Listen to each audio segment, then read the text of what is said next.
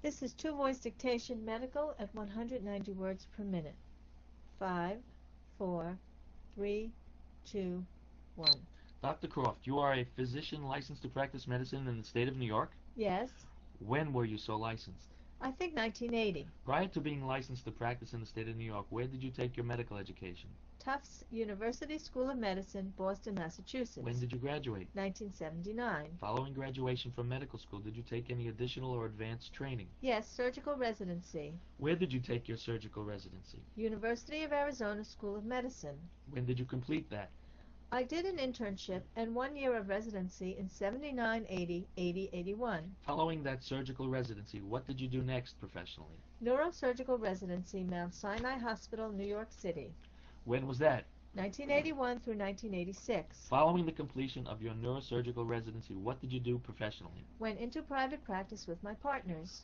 Where was that? In Cedarhurst. In partnership with other physicians? Yes. What physicians? With Dr. Mary Morris and subsequently Dr. Jones. In 1988, were you in partnership with Dr. Morris and Dr. Jones? Yes. Were there any other partners? No. At that time, were you limiting your practice of your profession to any particular specialty? Neurosurgery. As a specialty in medicine, would you define neurosurgery?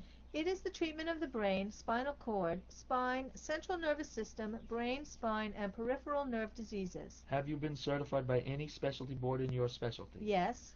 By what board? The American Board of Neurological Surgeons. When were you so certified? In 1990. In 1988, were you associated with any hospitals? Yes, sir. What hospitals? I'm not exactly sure, but it was Peninsula General Hospital, St. John's, Long Beach, South Nassau, Franklin General, and Mount Sinai Hospital in New York. What was your association with Mount Sinai Hospital in New York? I was on the attending staff in the Department of Neurosurgery. With St. John's Episcopal Hospital, what was your association? An attending neurosurgeon on the staff. And with Peninsula? The same.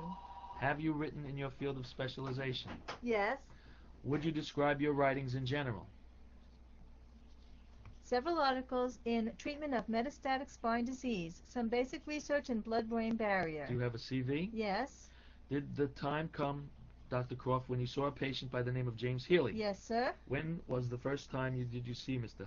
Healy? 6/2/88. Where was it that you first saw Mr. Healy? In the operating room at St. John's Episcopal Hospital in Far Rockaway. What time was it? I don't remember. Would the chart refresh your recollection as to what time it is? Yes, approximately 7 p.m. On June 2nd, 1988, is that correct? Correct. When was the first time that you ever heard of the existence of Mr. Healy? In a telephone call from my partner, Dr. Jones. What time was this? I do not remember. How long before you got to the operating room was this? I don't remember. More than an hour? No. Were you there when you received the call? I don't remember. Were you in the hospital? I don't remember.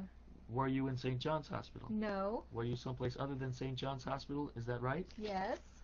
What did Dr. Jones say to you, and what did you say to Dr. Jones in this telephone conversation? I don't remember verbatim. What was the substance of what Dr. Jones said to you, and the substance of what you said to Dr. Jones? Presented the patient's clinical status, the studies that he had performed, and we discussed the proposed decompression of the patient's spinal cord. In substance, what did he say about the patient's clinical status? That he was quadriplegic from an infective process, probably transverse myelitis at C4-5. Did he discuss with you where the infective process was? Yes. What did he say to you about that? He discussed the results of the patient's myelogram that he had performed, which revealed infective process in the spinal cord to be at the level of C4-5. Did he discuss with you where in the spinal canal the infective process was? Yes. What did he say about that? C4-5. Did he mention anything about an epidural abscess? Yes. What did he say about an epidural abscess?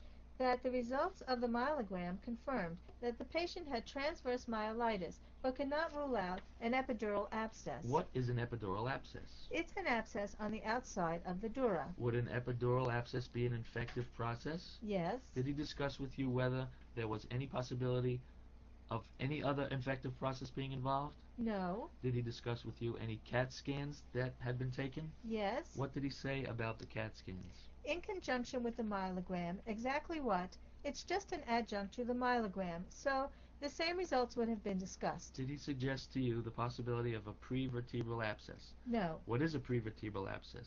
It's an abscess in front of the spine. Did he discuss with you the possibility of retropharyngeal abscess? No. Were you aware of the possibility that spinal cord infection can present retropharyngally? Yes.